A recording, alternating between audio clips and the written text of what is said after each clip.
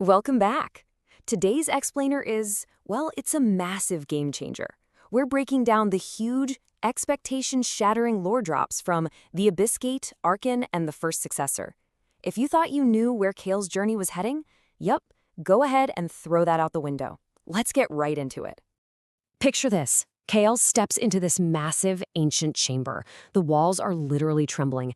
A dark silhouette slowly rises from the black throne. It's incredibly tense, and Kale just steps up and asks, "Who are you?" What a perfect cold open, right? It hooks us instantly into the central mystery of this dark throne room.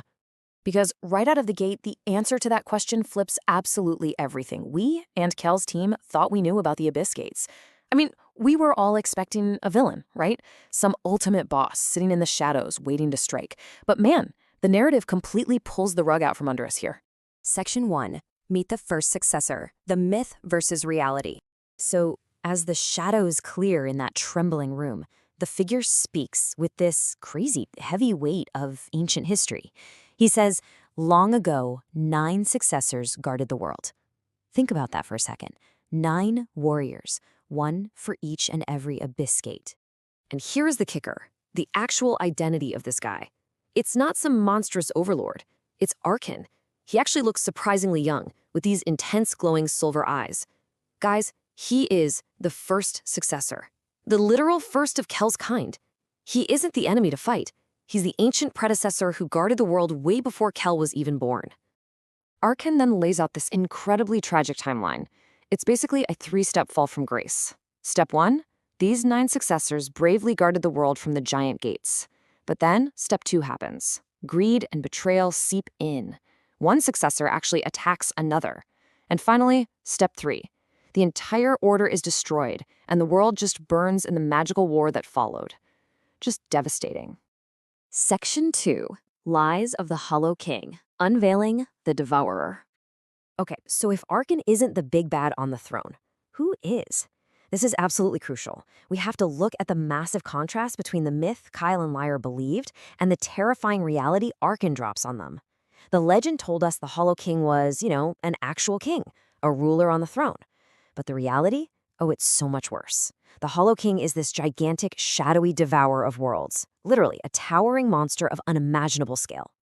And suddenly, the behavior of the corrupted warrior, Dren, makes total sense. Remember when Kyle asked Dren if he was serving this thing? Dren's response is chilling. Serving? No, I was chosen. The Hollow King isn't sitting in a castle barking orders. It operates through dark, raw corruption and selecting its hosts. It's like a virus. Section 3. Awakenings and New Powers. The Trial of the Successor. With the true threat out in the open, the stakes just go through the roof, and the pacing totally shifts into high gear. KGL's system interface goes absolutely nuts. Boom! Successor level increased. Boom! His glowing magical mark evolves, burning these new symbols right across his arm. Boom! Full shadow armor unlocked. And boom! A brand new skill acquired. It's just a relentless, rapid-fire sequence of massive upgrades. Now, why the sudden, insane power spike? Well, it's Arkan's test. Arkan tells Kale that to be a true successor, he has to defeat him. Then he instantly teleports behind Kale, kicking off this blistering, high-speed duel. And Arkan is not holding back at all. He bluntly tells Kale he's, quote, slower than his predecessor. He's actively testing him, pushing Kale to his absolute breaking point to get him ready for what's coming. But wait, Kale isn't the only one getting an upgrade in that throne room. We've all known Mira as this floating, helpful little guide, right? Well, actually, scratch that. She suddenly transforms into this glowing humanoid entity with literal energy wings. She announces herself as Guardian Unit 01.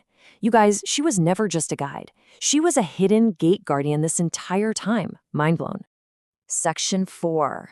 The global invasion begins. The apocalypse unleashed. Okay, the lore drops in the dungeon are crazy, but the real dread hits when we zoom out to the rest of the world. Arkan drops a terrifying warning, and it's anchored by a single number, 3. While Kale was busy fighting through this one dungeon, the Hollow King was busy too. He's already awakened 3 other gates around the world, completely under the radar.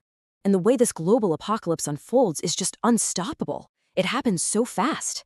At 1 second, a massive red crack tears across the sky, visible to entire cities far below. At 1 minute, global emergency systems start blaring, and by the 1 hour mark, the gate beasts arrive. Monsters are literally pouring through that giant portal, attacking villagers. The overarching war has officially begun. Right in the middle of this absolute worldwide chaos, Kawal's system interface pings again. It shows a brand known number, 97. Gate 97 has been located. The threat is just multiplying exponentially right before our eyes. So, with the sky literally tearing open, the hidden history of the first successor out in the open, and a new gate pinging on the map, it brings up the ultimate question: who in the world is Kyle going to face next? Well, far away, deep inside another ancient abyss gate dungeon, this mysterious woman with golden eyes suddenly wakes up. She smiles and delivers this absolute chill-inducing line: "The 9th successor has awakened." Interesting. I mean, talk about a masterclass of a cliffhanger. The gates are opening. The successors are returning. The apocalypse isn't coming. It is already here. So, what do you think the golden-eyed woman's role is going to be in this coming global war? Is she a friend or a totally new threat? Keep that provocative thought with you, and I will see you in the next explainer.